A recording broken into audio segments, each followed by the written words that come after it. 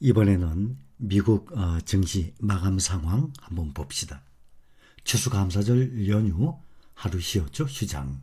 그 다음 블랙 프라이데이 맞아서 오후 1시에 폐장을 했습니다. 특히 올해는 인플레이션 여파가 큰 만큼 연말 소비 대목 때 소비자들이 얼마나 지갑을 열지에 투자자들은 이목을 집중하고 있습니다. S&P 글로벌에 따르면 이번 연휴 매출액은 전년 동기 대비 4.5% 늘어날 것으로 추정하고 있습니다. 근데 이것은 지난해 12.6%보다 둔화할 전망으로 보입니다. 인플레이션이라는 것은 확실히 고소득층 부자들보다는 중산층에서 저소득층 소비자들에게 피해를 주고 있습니다. 다우존스 다우 한번 봅니다. 0.45% 상승했어요. 다우만 34,347. 나스닥은 0.52% 하락해서 11,226. S&P 500은 아주 미세하게 4,027에서 4,026으로 0.03% 하락했습니다. 4,026. 필라델피아 반도체는 1.26% 가장 많이 떨어졌죠. 2,751 기록했습니다. 연중으로 보면 지금 S&P 500 마이너스 16% 하락 중이에요. 그래도 많이 올라왔죠. 마이너스 25%까지 떨어졌었는데 나스닥은 마이너스 29% 지금 기록 중에 있습니다. 시장에서는 연준의 기준금리 인상 이 속도 조절에 대한 기대감이 여전합니다. 연준이 지난 23일 내놓은 이번 달 연방공개시장위원회 정례회의의 의사록을 보면 상당수 참석자들은 금리 인상 속도를 곧 늦추는 게 적절할 것이라고 밝혔잖아요. 최근 4회 연속으로 금리를 한 번에 0.75%씩 인상을 했는데 이제는 그보다 인상폭을 줄여야 한다는 것 아니겠습니까? 월가는 낙관적으로 한 주를 마무리할 것으로 보고 있습니다. 다만 지금 변수는 중국이에요. 지금 중국의 이 코로나 확산 때문에 지금 전 세계, 미국까지 전 세계에 영향을 끼치고 있어요. 러시아 우크라이나 전쟁도 마찬가지죠. 드디어 중국 본토의 확진자 수가 3만 5천 명을 넘어섰습니다. 3만 5,183명이에요. 23일, 24일에 이어서 사흘 연속 3만 명 이상을 기록했습니다. 중국에서 일일 신규 확진자 수는 지난 23일 사상 처음으로 3만 명대를 넘어선 바 있습니다. 지금 현재 역대 최다예요. 블룸버그는 중국 정부가 제로 코로나 정책을 완화할지 엄격한 방역으로 되돌릴지 결정해야 하는 중요한 순간에 확진자 수가 지금 급증을 했습니다. 중국 정부는 베이징, 상하이 등 주요 도시를 지금 봉쇄하고 다시 나섰습니다. 많은 사람들이 알다시피 전 세계적으로 지금 이 코로나가 얼마나 전염성이 강한 전염병입니까? 이것은 중국처럼 이렇게 도시를 완전히 봉쇄해버리고 경제를 마비시키고 사회 시스템을 마비시키는 이러한 봉쇄로서는 이걸 해결할 수가 없습니다. 결국에는 위드 코로나로 가는 수밖에 없어요.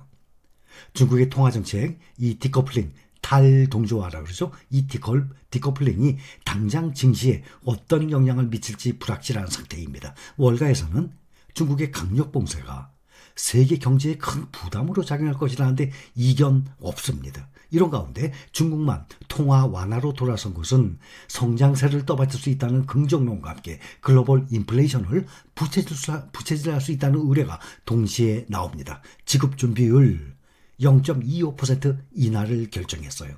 올해 두 번째입니다. 그래서 12월 5일부터 실행됩니다. 애플은 아이폰 제조 허브 중국 정저우의 폭스콘 공장에서 노동자 2만여 명이 떠나는 등 공급 우려가 커지면서 주가는 2% 가까이 떨어졌습니다. 알파벳, 구글 모회사죠. 아마존, 테슬라, 메타, 다른 빅테크 주가 역시 다들 약세를 보였습니다. 이렇게 주식시장은 중국과 미국의 상황에 따라 G2죠. 미국 세계 1등, 세계 2등 시장이 중국이에요. 끊임없이 하루하루 급변하고 있습니다. 그래서 우리는 이런 뉴스들과 정보들을 잘 수집해서 투자 생활에 참고를 해야 되는 것 아니겠습니까?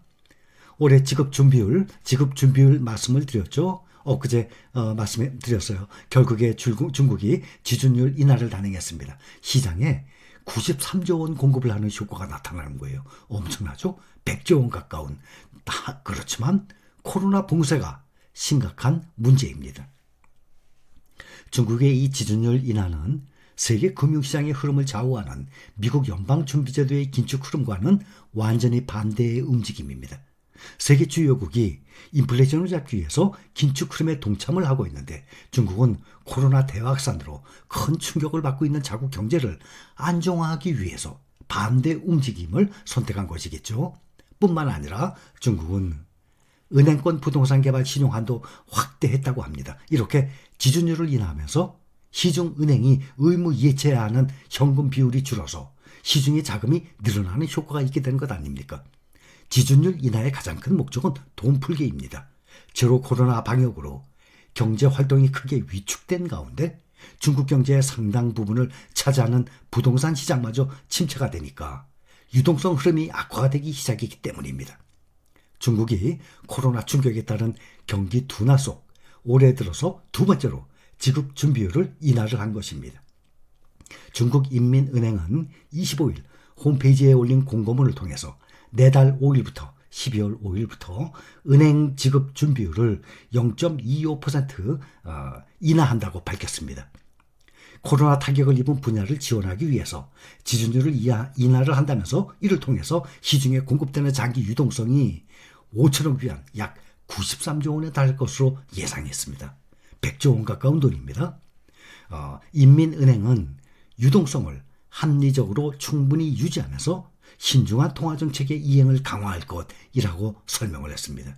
앞서 인민은행은 지난 4월에도 그때도 상하이 봉쇄가 됐었죠. 은행 지준율을 0.25% 인하를 했었습니다. 당시 인민은행은 지준율 인하로 시장에 공급되는 장기 유동성이 5,300억 위안에 달할 것으로 전망한 바가 있었습니다.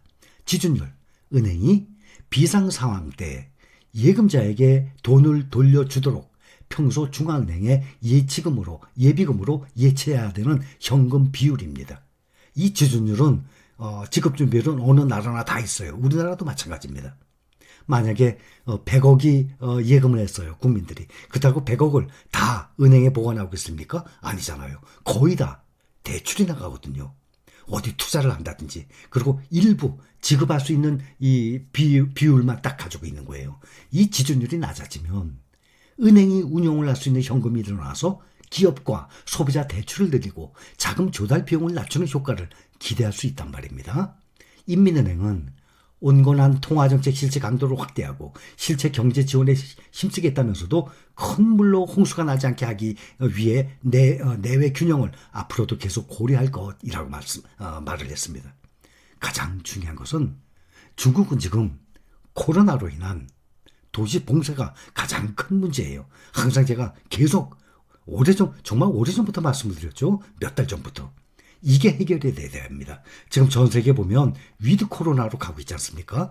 위드 코로나로 가지 않고서는 이렇게 도시를 봉쇄하고 경제, 사회 시스템을 마비시키는 이 도시 봉쇄로 해서는 안 됩니다. 지금 점점 중국 인민들도 한계가 지금 왔어요.